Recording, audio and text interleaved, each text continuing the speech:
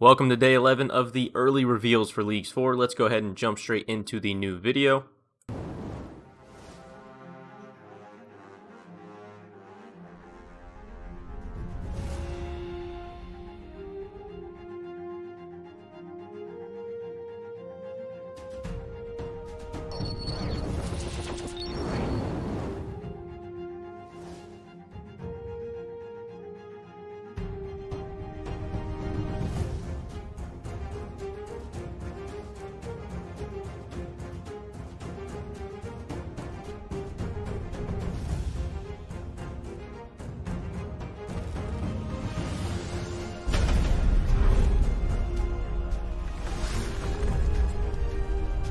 So there we have it, basically a infinite money relic in Leagues 4.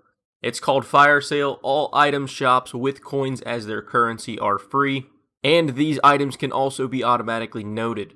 If we go back to the Dragon Halley clip, you can see he buys 5 and then clicks on this little icon in the corner, which then starts noting them as he continues to just buy a ton more for his inventory. And this obviously doesn't seem like it makes that big of a difference when you're considering buying something like Dragon Halberds. But if you take into account whatever shops sell skilling supplies, this makes a dramatic difference. Being able to just camp a stall and constantly buy hundreds of supplies in just a matter of minutes for absolutely 0 GP. A few uses for shops that come to mind skilling-wise are shops that sell raw sharks for cooking XP, battle staff shops for crafting XP. With this relic, it'd no longer be a thing where you'd only be able to buy a couple hundred battle staffs at a time. You're even talking bagged plants if you have Asgarnia for farming / a little bit of construction XP. Outrageously expensive early on, but is some insanely good farming XP, especially with the boosted rates. You have quite a different ore shop options, one of which would be Blast Furnace. And then also, even outside of just skilling supplies, you have combat supplies depending on which combat relic you pick. For the Ranger relic and the Mage relic, you do save a majority of the runes and arrows you have, but if you pick the opposite one, you could have something available to you like the arrow shops depending on your regions. You would have unlimited rune arrows for quite a few regions. And then vice versa, if you picked the range relic, you would have unlimited runes to train up your magic. So yeah, you might not have the ability to save 90% of your runes, but you could literally have thousands banked.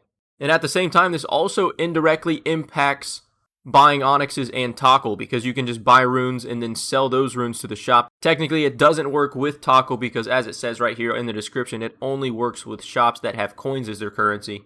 Considering you can just use the rune shops to buy runes with coins you don't even have, and then sell those to the Tockle shop to get free Tockle.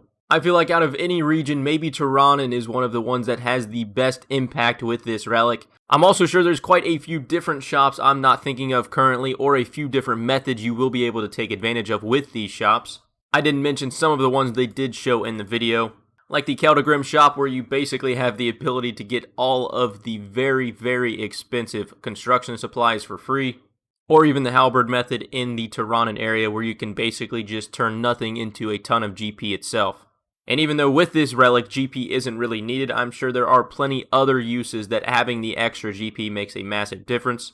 I do remember them saying back a couple weeks ago that whenever all of the busted gym methods came out, where with the new shop mechanics you could essentially stay at the gym trader in Alcarid and get 99 crafting and quite a few million GP.